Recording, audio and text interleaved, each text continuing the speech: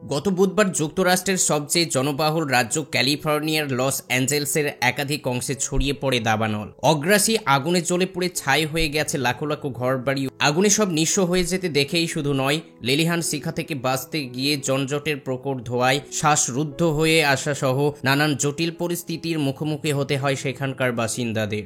British সংবাদ মাধ্যম বিবিসির খবরে বলা হয়েছে, এবারকার দাবানল পুরো লস অ্যাঞ্জেলসের টিভি যেন তছনছ করে ফেলেছে।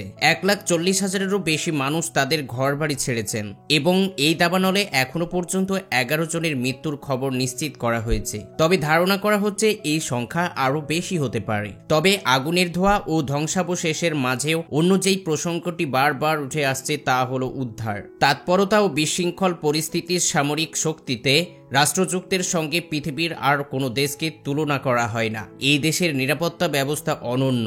তবে এমন শক্তিধর রাষ্ট্রটি এখন আগুনের কাছে অসহায় হয়ে পড়েছে। দাবানলের ঘটনায় লস অ্যাঞ্জেলসের কর্তৃপক্ষ সতর্কতা জারির পাশাপাশি ঘরবাড়ি ছেড়ে নিরাপদে যাওয়ার আদেশ জারি করলে বাসিন্দারা দ্রুত সাড়া দেন।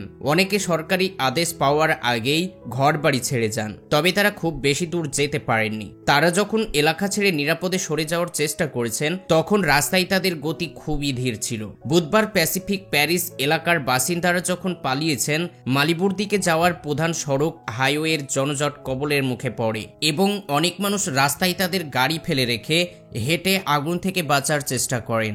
এদিকে অগ্নি নির্বাপক কর্মীরা ঘটনাস্থলে যাওয়ার পথে পরিত্যক্ত গাড়ির জটে পড়লে তারা রাস্তা ফাঁকা করতে বুলডোজার ব্যবহার করেন। প্যাসিফিক প্যারিসের কমিউনিটি কাউন্সিলর সাবেক চেয়ারম্যান মারিয়াম জানান, আগুনের কারণে ঘরবাড়ি ছেড়ে পালিয়ে যাওয়ার সময়ে এই গাড়িগুলো বাধার মুখে পড়ে প্রায় আধ ঘন্টা ধরে। কেউ চলাচল করতে পারেনি এবং আমিও 45 মিনিট ধরে রাস্তায় আটকে ছিলাম। তিনি বলেন, প্রবল বাতাসের কারণে আগুন দাউ দাউ করে জ্বলছিল এবং আশেপাশের এলাকায় ভয়াবহ গতিতে আগুন ছড়িয়ে পড়ছিল। এটি সম্পূর্ণ ধ্বংসজং, এক নরকীয় পরিস্থিতি। তিনি আরও জানান, সেখানকার সড়ক যোগাযোগ ব্যবস্থার সংকট আরও একটি অন্যতম কারণ হতে পারে।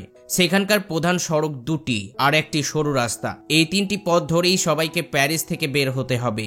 যে কোনো সময় জনজট লেগে সড়ক বন্ধ হয়ে যাবে আর আগুন আমাদের শেষ করে দেবে। এই ভয় আতঙ্কিত করছে সবাইকে। হাজার হাজার কোটি টাকার ঘরবাড়ি ধনসম্পদ ধূলিসাৎ আগুনের লেলিহান শিখায় পুড়ছে মাইলের পর মাইল জায়গা জমি লস অ্যাঞ্জেলসে।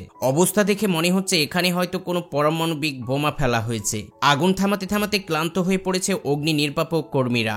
এরপরও ছড়িয়ে যাচ্ছে দাবানলের অগ্নিশিখা। দাবানলের কাছে বিশ্বের সবচেয়ে ক্ষমতাধর দেশটির অসহায় আত্মসমর্পণ দেখল বিশ্ববাসী। 1998 থেকে 2017 সাল পর্যন্ত দাবানল ও আগ্নেয়গিরির কারণে বিশ্বব্যাপী অন্তত 62 লাখের মতো মানুষ ক্ষতিগ্রস্ত হয়েছে, শ্বাসকষ্টে ভুগছে, আগুনে পড়ে আহত হয়েছে, প্রাণহানি হয়েছে 2000-এরও বেশি মানুষের। বর্তমানে প্রাকৃতিক ও মানব সৃষ্টির কারণেই দাবানলের পরিমাণ আরও অনেক বেশি বেড়েছে। তবে ঠিক কী কারণে ক্যালিফোর্নিয়ায় দাবানল এতটা ভয়াবহ আকার ধারণ করলো, তবে কী কারণে সংগঠিত হয় এই দাবানল, সবকিছুই থাকছে আজকের ভিডিওতে। পৃথিবীর অন্যতম ধনী দেশ আমেরিকার সবচেয়ে ধনী শহরের তালিকায় থাকবে লস অ্যাঞ্জেলেস, যেখানে এক একটি বাড়ি কেনার জন্য লাইন দিয়ে দাঁড়িয়ে থাকে বলিউডের নামি দামি তারকারা।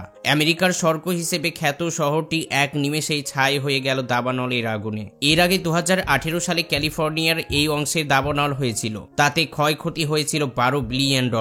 আর এবারকার দাবানলে প্রায় $150 বিলিয়ন ক্ষতির সম্মুখীন হন আমেরিকা। এটা আমেরিকার দাবানলের ইতিহাসের সবচেয়ে বড়।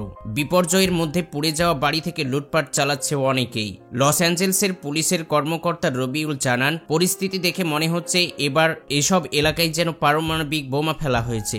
সুখবরের কোনো প্রত্যাশা নেই। মৃত্যুর সংখ্যা আরও বাড়তে পারে। তীব্র বাতাসের মাধ্যমে যুক্তরাষ্ট্রের ইতিহাসের সবচেয়ে ব্যয়বাহুল্য দাবানল ছড়িয়ে পড়েছে বিস্তীর্ণ এলাকায়। দাও দাও করে জ্বলছে আগুন, আকাশে মেঘের মতো জমেছে ধোঁয়া, আকাশ থেকে ফেলা হচ্ছে পানি ও রাসায়নিক। এছাড়াও আগুন নেভাতে সরাসরি কাজ করছেন বিপুল সংখ্যক কর্মী। 11 জানুয়ারি সকালবেলা পর্যন্ত প্যালেস ইটসে 20,000 একর জায়গা পুড়ে গিয়েছে।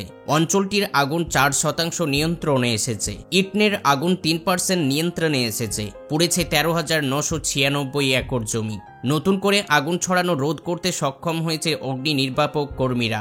আমেরিকা হয়তো দ্রুতই আর্থিক ক্ষয়ক্ষতি কাটিয়ে উঠবে, কিন্তু মানসিকভাবে লস অ্যাঞ্জেলসের বাসিন্দারা যেইভাবে ভেঙে পড়েছে অনেকের ঘরবাড়ি ব্যবসা বাণিজ্য হারিয়েছে, তার ছাপ থেকে যাবে অনেক বছর। সেই সাথে ভয়াবহ এই দাবানল আবারও আমাদের দেখিয়ে দিল প্রাকৃতিক খেয়াল খুশির কাছে আমরা কতটা অসহায়।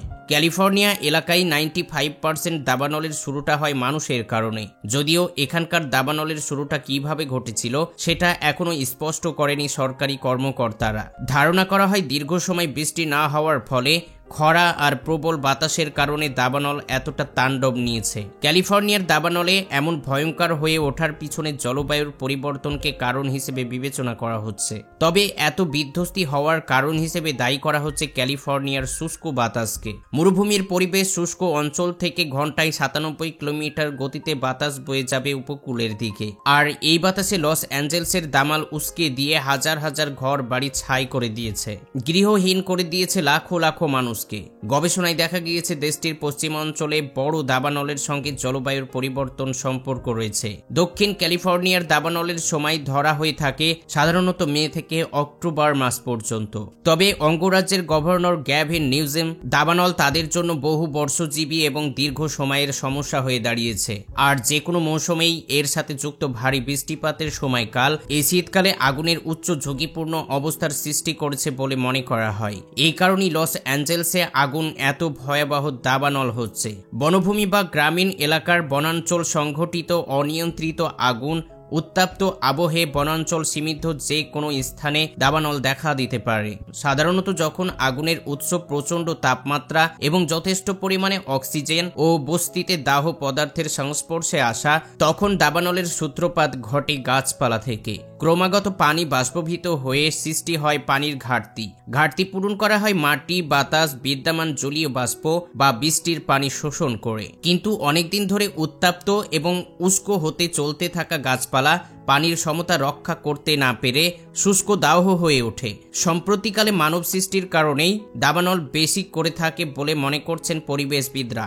ধারণা করা হয় 85% ক্ষেত্রে মানুষের নানা কর্মকাণ্ডের কারণেই দাবানল সংগঠিত হয়ে থাকে, যেমন সিগারেট, ক্যাম্পফায়ার, আতশবাজি, ধ্বংসাবশেষ, গ্যাস ছাড়ানো, বেলুন বিস্ফোরণ, গাড়ি দুর্ঘটনা, এমনকি নগরে অনেক সময় দুর্ঘটনাবশত আগুন লাগে। বাতাসের তীব্রতা বেশি হলে তা ছড়িয়ে পড়ে এক পর্যায়ে দাবানলের অগ্নি প্রাকৃতিকভাবে।